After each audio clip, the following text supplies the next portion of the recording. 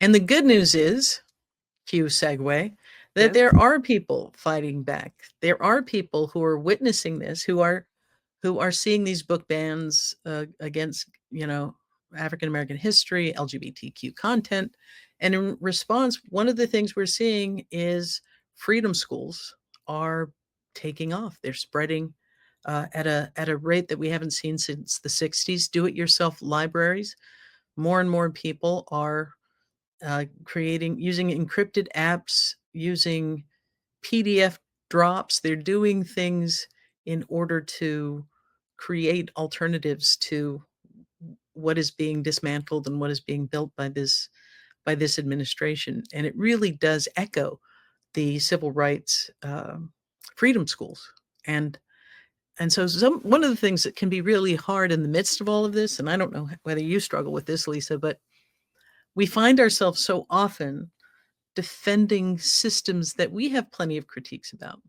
It's like um, we are Yep. defending in you know institutions that we see as flawed, but we know that their motivation for dismantling that institution isn't to improve it.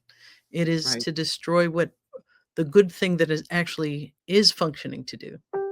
And Yeah. so part of what I think is exciting about the freedom schools and this librarian movement and these do-it-yourself libraries and people saying, you know what, as we see in other countries where parallel polis, you begin to create the world that you want to live in.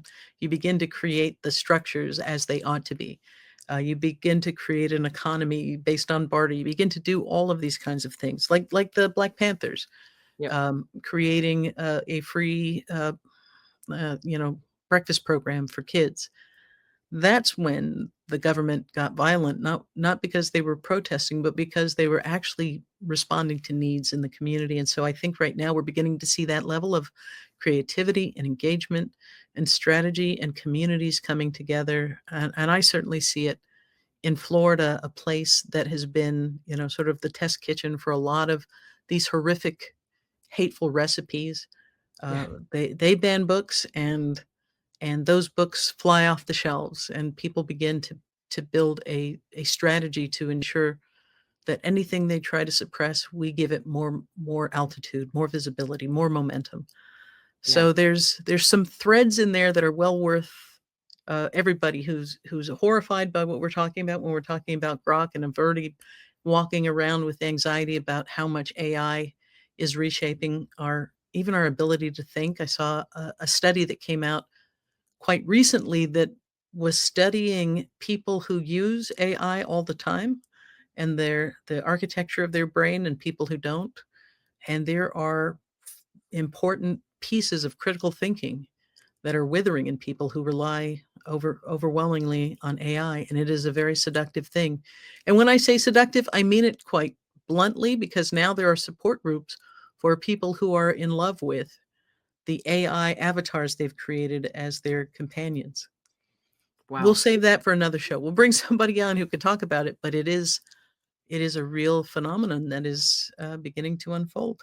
Who knew those Greek mythology myths about Narcissus and more would just become, redeployed, recycled in this new era with new technology?